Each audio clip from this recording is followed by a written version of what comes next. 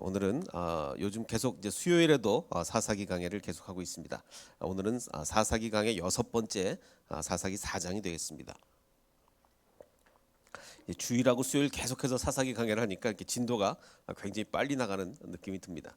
자, 오늘은 그 이름도 유명한 여사사였던 드보라에 대해서 좀 살펴보도록 하겠습니다.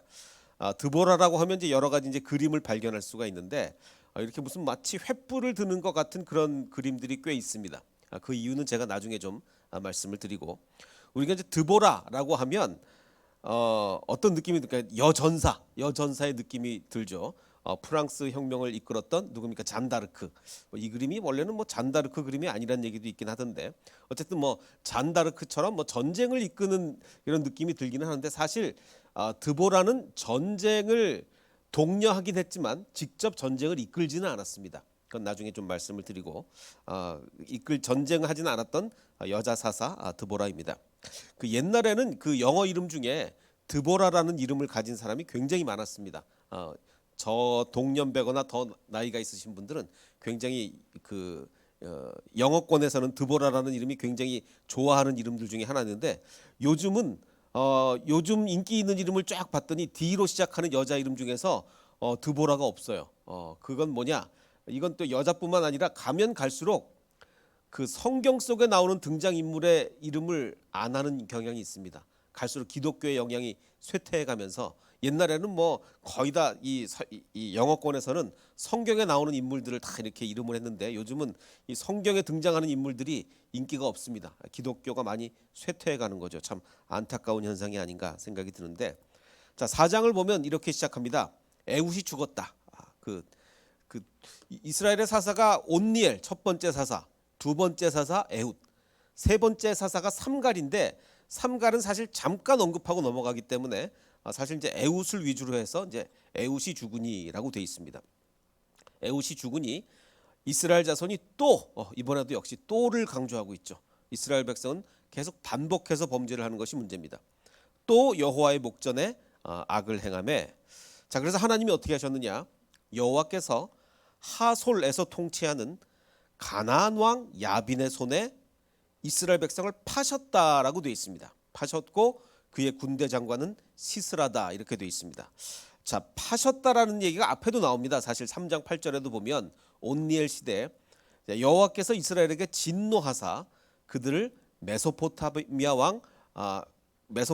왕의 손에 파셨다라고 여기도 이렇게 되어 있어요. 그러니까 하나님이 얼마나 진노하셨으면,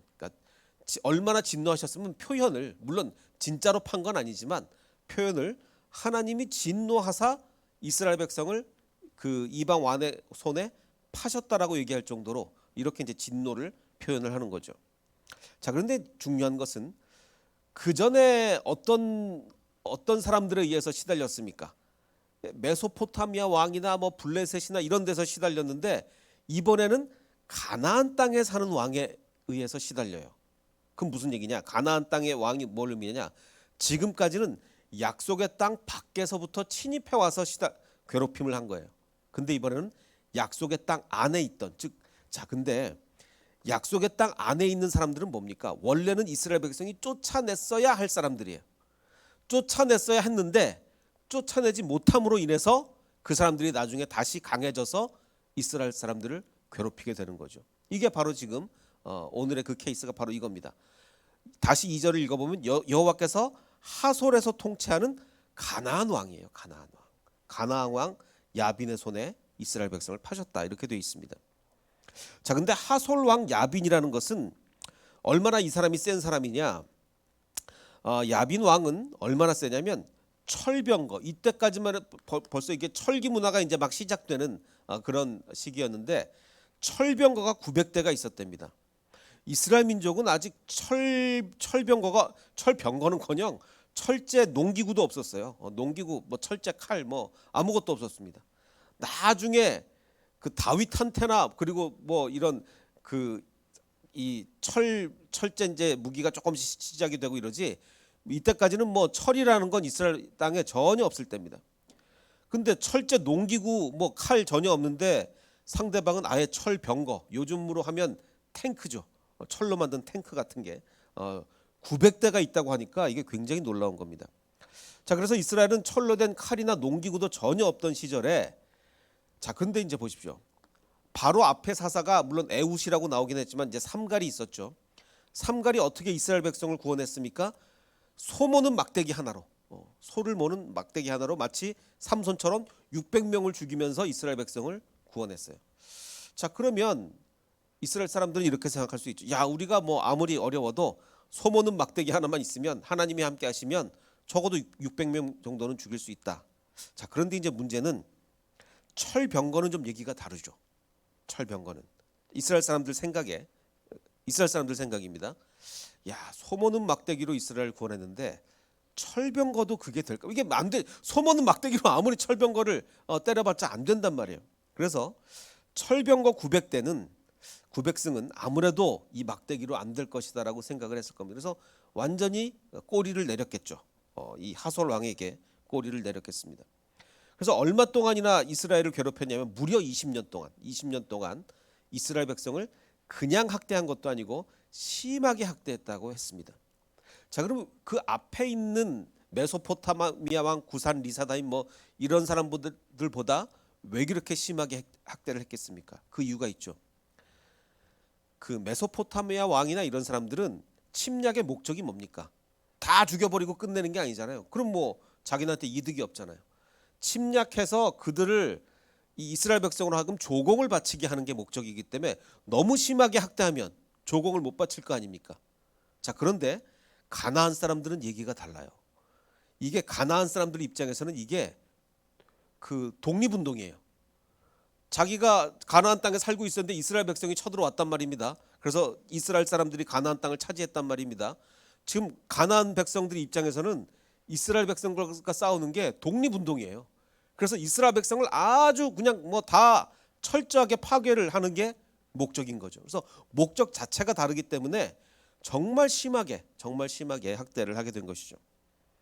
그래서 이스라엘 자손이 여호와께 이제 부르짖게 이제서야 부르짖게 되었습니다. 자, 그러면 이제 하솔 왕이 가지고 있는 병력, 즉 철병거 900승이라는 게 도대체 얼마나 되는 병력이냐? 900이면 뭐 그냥 조금 그냥 웬만큼 많은 거 아닌가? 아닙니다. 엄청나게 많은 게 그때 뭐 요 바로 앞선 시대의 세계 최강국은 이집트 아니겠습니까? 이때만 해도 이집트가 지금 약해져 있어요. 요 지금 이 4사 시대만 해도 이집트가 옛날에 비해서 굉장히 약해져 있을 때인데 그 이전 시대 모세가 출애굽할 때 이때는 아직 이집트가 굉장히 뭐 세계 최강일 때입니다.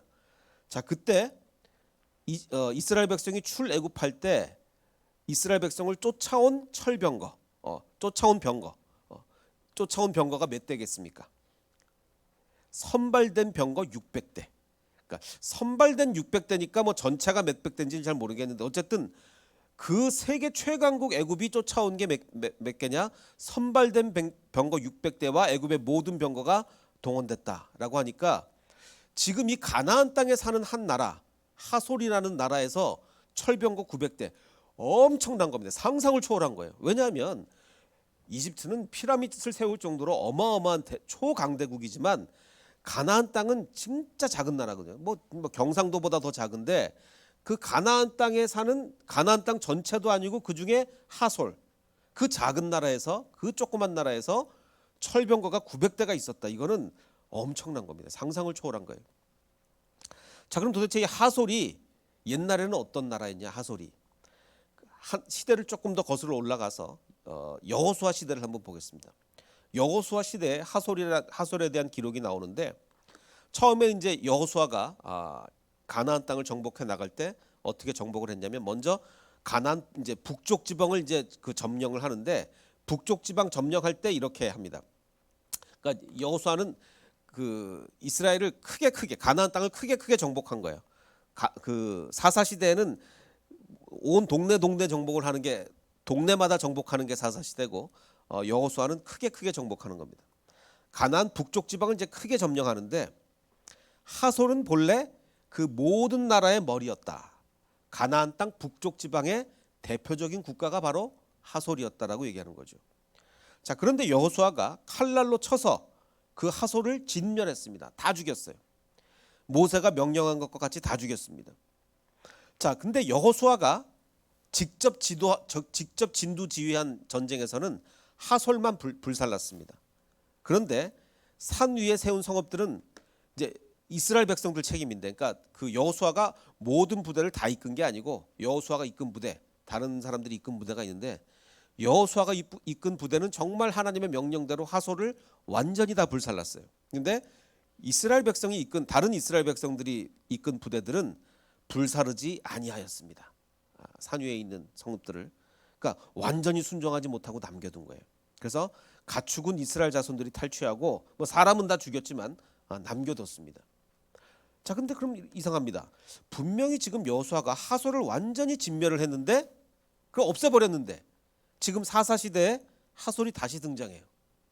아마도 그 주변에 있던 사람들이 다시 사람들을 모아서 하솔이라는 나라를 다시 일으켜 세우지 않았겠는가. 왜냐하면 이스라엘 백성이 지금 모든 가나안 민족을 다 몰아낸 게 아니잖아요. 남아있는 여기저기 군대에 있는 사람들이 다시 모여서 하솔을 만들었을 거예요. 그러니까 이게 진짜 하나님이 완전히 진멸해라, 철저히 전멸해라 라고 했는데 그걸 불순종하니까 그 결과가 이렇게 다시 나타나는 겁니다. 자, 그래서 다시 이제 그 사사 시대로 돌아와서 그때 드보라를 이제 소개를 하는데 뭐라고 소개를 하냐면 랍비돗의 아내 여 선지자 드보라다. 그녀가 이스라엘의 사사가 되었다라고 이제 이렇게 소개를 하는데 히브리어로 하면 이렇습니다. 근데 요 단어 하나하나를 보면 대단히 독특합니다. 어떻게 독특하냐면 여자인데 여선지자다. 자, 근데 이게 굉장히 중복되는 표현이에요. 여자 여선지자. 이거는 그냥 여선지자라고만 하면 되는데 여자 여선지자가, 그러니까 우리 여자 전도사님 계시는데 저분은 여 전도사님이다라고 하면 되지 여자 여 전도사님입니다. 그러면 너무 이상하잖아요. 그러니까 굉장히 이상한 표현이에요. 굉장히 뭐 역전압처럼 이렇게 반복되는 표현입니다. 그리고 또 하나 누구누구의 아내 혹은 누구누구의 여자라고 번역될 수 있는 단어가 있고 그 다음에 랍비돗의 아내라고 되어 있는데 사실 이 랍비돗이라는 게 횃불이란 뜻이거든요. 그러니까 이게 사람 이름인지 아니면 그냥 횃불이란 말인지, 그러니까 이 랍비돗이라는 게 사람 이름 랍비돗일 수도 있고 아니면 그냥 횃불일 수도 있어요. 자, 그러면 여기서 중요한 건 뭐냐면 앞에 나오는 이 세 단어가 뭐냐면 여자예요. 여자 여선지자 누구누구 뭐뭇의 여자. 그러니까 이 지금 이 성경은 드보라를 소개하면서 처음부터 이 사사는 말이야 여자였어를 굉장히 강조하고 싶었던 거예요. 그래서 여자 여선지자 누구누구의 아내 혹은 누구누구의 여자. 자, 그 다음에 해석에 따라서 랍비돗의 아내라고도 해석할 수 있고 또 반면에 횃불의 여자라고도 번역할 수가 있습니다. 자, 그래서 제가 아까 이 그림에서 마치 횃불을 드는 것 같은 이런 그림들이 많다고 하는 게 랍비돗의 아내라면 그냥 아내인 거고 또 번역에 따라서 횃불의 여자로 번역을 하면 이 그 드보라는 마치 횃불을 드는 이런 여자가 되는 거가 되겠죠. 마치 잔다르크가 무슨 깃발을 들고 이렇게 나가는 것처럼 드보라가 횃불을 들고 나간다고 생각하면 되겠습니다. 자, 그런데 이제 그는 한국말은 이게 한국말 성경은 그녀라고 해야 되는데 그냥 번역을 그냥 그라고 했어요. 원래는 그녀죠. 그녀는 에브라임 산지, 얼마나 이 여자가 중요했냐면 나무 이름 자체가 드보라의 종려나무예요. 그러니까 드보라의 종려나무 아래에 살았다는 얘기보다는 거기 이제 상주하면서 거기 늘 앉아 있으면서 이스라엘 자손은 그에게 나아가 재판을 받았다. 원래는 이 옛날에는 뭐 성문 앞에서 재판을 받거나 종려나무 아래서 재판을 받거나 그랬으니까, 자, 이 여자에게 재판을 받았습니다. 야, 이 옛날에 여자한테 재판을 받았다, 이게 보통 일이 아닌데 우리가 이제 제가 원래는 이게 사사기 처음 시작할 때 드려야 했은 말씀이긴 하지만 사사기라는 이 성경의 제목은 이거는 원래 사사기의 제목이 사사기가 아니라 이건 중국어 성경 제목이죠. 중국어 성경에 이 성경을 사사기로 이제 제목을 달았기 때문에 우리나라 말도 그냥 중국어 성경을 따서 이름을 사사기로 붙인 거죠. 근데 이건 굉장히 좀 잘못된 번역이라고 볼 수가 있습니다. 왜냐하면 사사기 스승사의 선비사자, 선비사의 스승사자 이렇게 썼는데 그럼 완전히 선비. 그러니까 사사는 이런 사람들이죠. 이거 사사. 그러니까 뭐 이런 사사가 절대로 아닌데 이 사사기로 중국어 성경이 이렇게 이름을 붙였단 말이에요. 그러니까 이거 좀 잘못된 번역이고 쇼페팀 사사들 이렇게 얘기할 수 있는데 히브리어는 원래는 이게 재판관이라는 뜻입니다. 그래서 영어 성경도 저지잖아요. 저지. 재판하는 사람들. 자, 그런데 이제 사사기를 이렇게 쫙 읽어보면 재판하는 장면이 이렇게 거의 나오지는 않아요. 아주 드물게 나옵니다. 거의 다 뭐 전쟁하고 이런 게 많이 나오지. 재판은 거의 드물게 나오는데 어쨌든 이름은 재판관들이에요. 사사, 저지.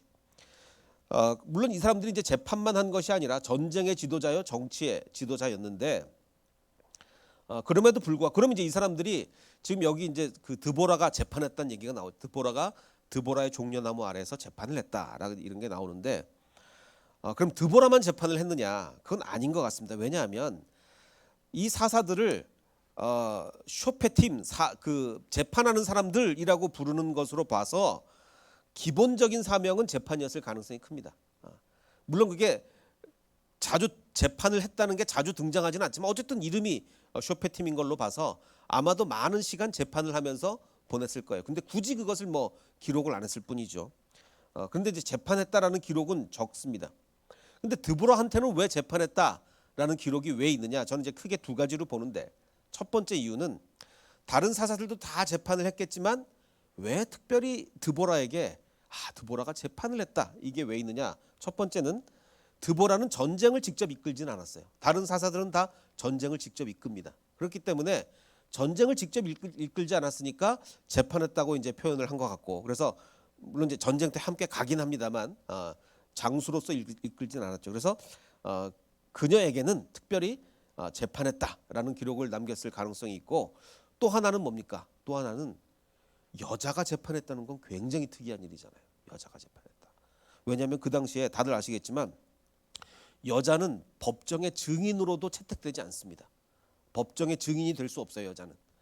증인도 될 수 없는데 재판관이 됐다? 이건 어마어마한 일이죠. 엄청난 일입니다.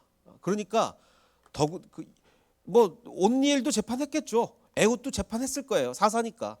그렇지만 드보라가 재판한 거는 엄청난 일이거든요. 그래서 아마 재판했다 이렇게 기록을 했을 겁니다.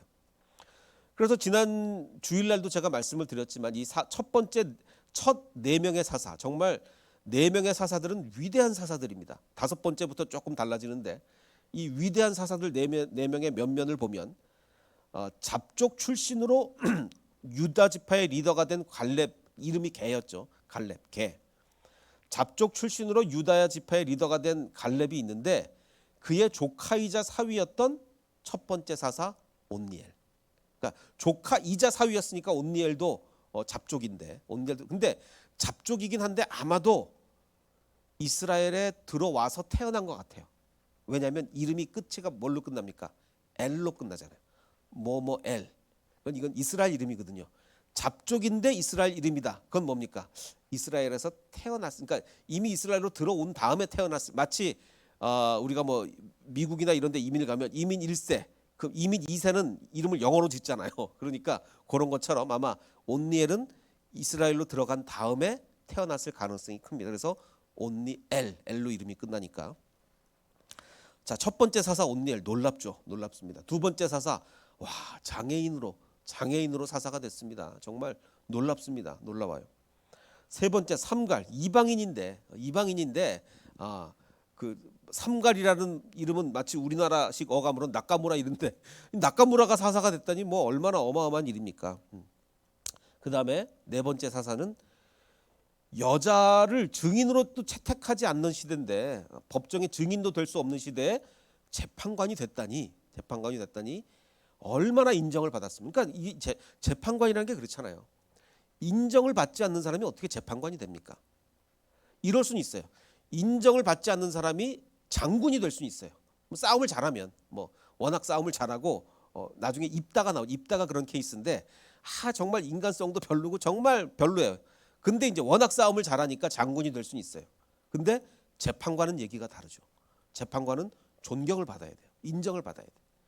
그러니까 이 드보라라는 여자가 이게 어마어마한 여자였을 것이다라는 생각이 듭니다. 그래서 네 명은 이 첫 사사 네 명의 사사는 정말 사사로서 도저히 될 수 없는 온갖 역경을 뚫고 사사가 된 거예요. 그러니까 지난번에도 노력.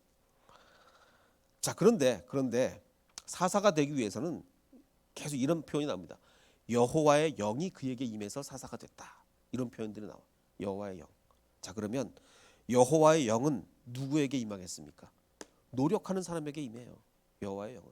노력도 안 하고 빈둥빈둥 뭐 놀고 뭐 그냥 다 잘 되겠지 이런 사람한테 임하는 게 아니라 여호와의 영은 노력하는 사람에게 임합니다. 그래서 사사가 될 수 있는 거예요.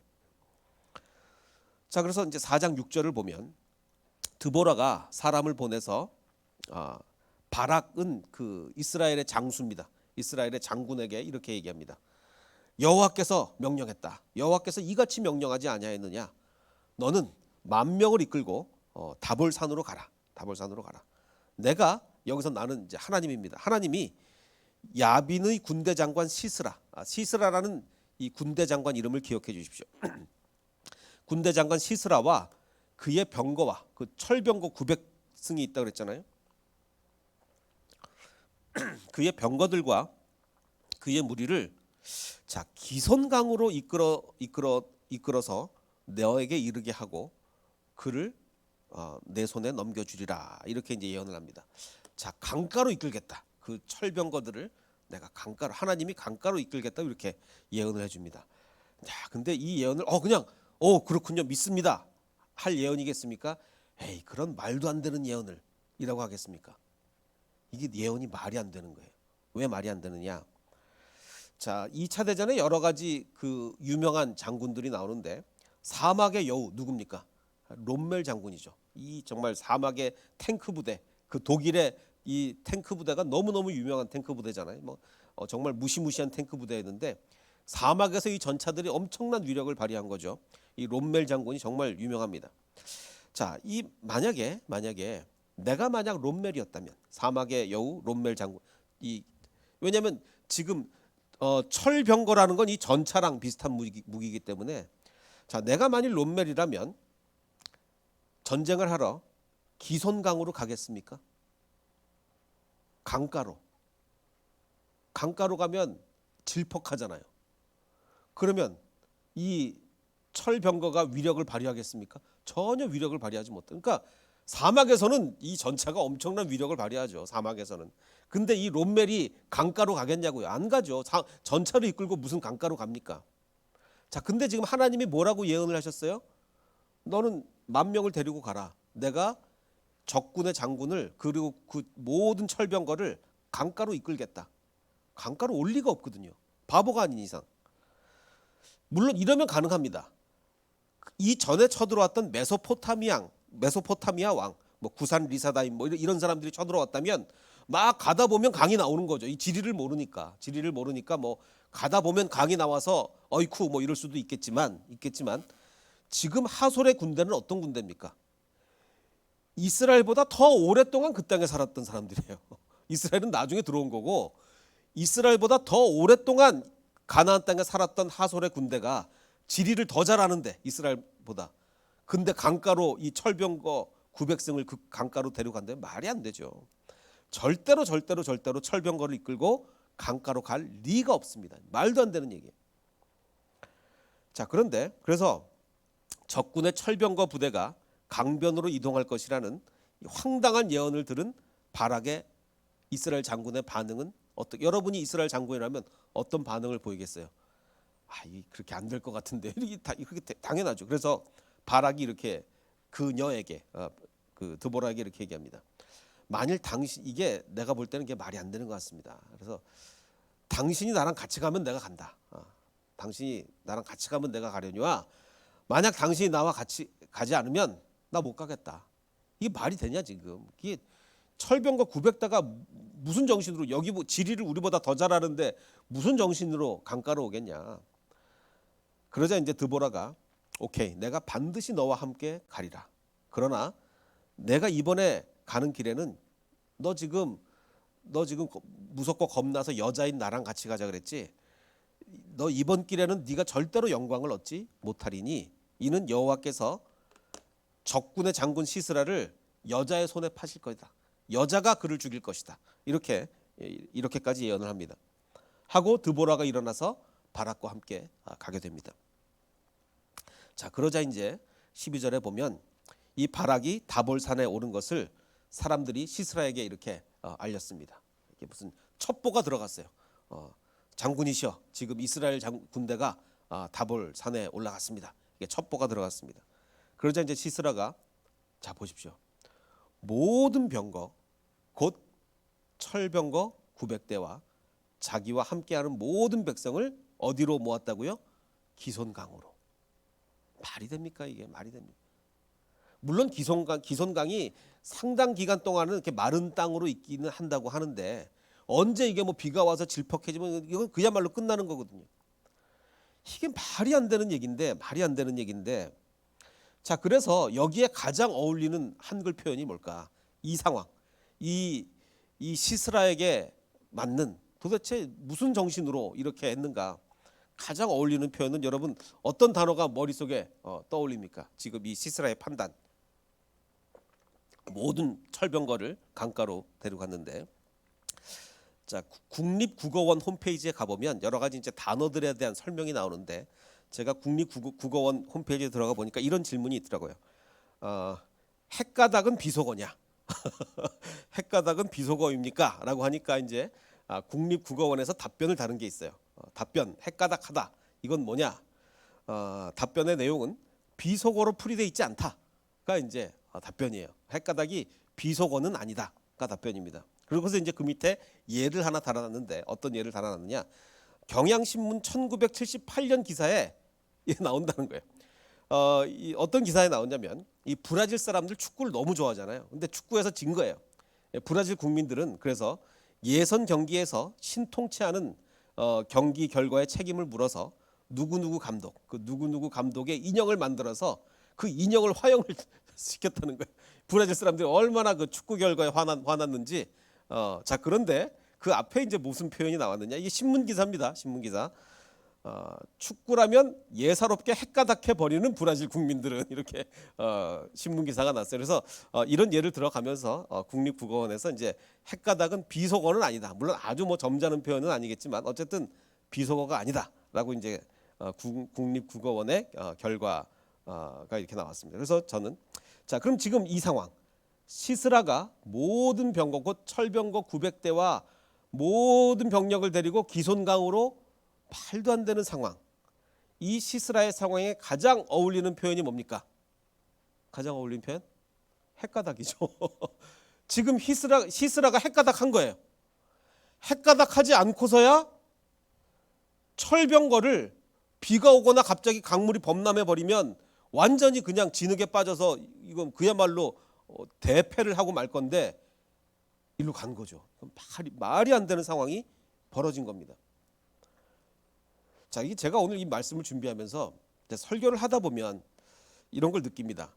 오늘 설교 이렇게 준비를 딱 하고 보면, 우리 교인들께서 이 내용은 꼭 기억해 주시기를 바라면서 이제 설교를 준비해요.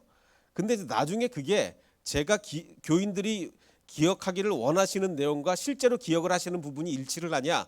그렇지 않는 부분이 꽤 많습니다. 제가 요거는 꼭 교인들이 기억을 하셨으면 좋겠다. 근데 엉뚱한 거를 기억하실 때가 꽤 많아요. 주로 이제 예화를 기억하시거나 뭐 이런 경우가 많은데, 저도 이거 하면서 이거 다른 거 다 잊어버리고 헷가닥 기억하시면 어떡하지? 그런 걱정을 처음에 했었는데, 헷가닥을 기억하시는 게 좋겠다라는 생각이 듭니다. 왜냐하면 하나님이 우리와 함께 하시면 우리의 대적들이 헷가닥하는 거예요.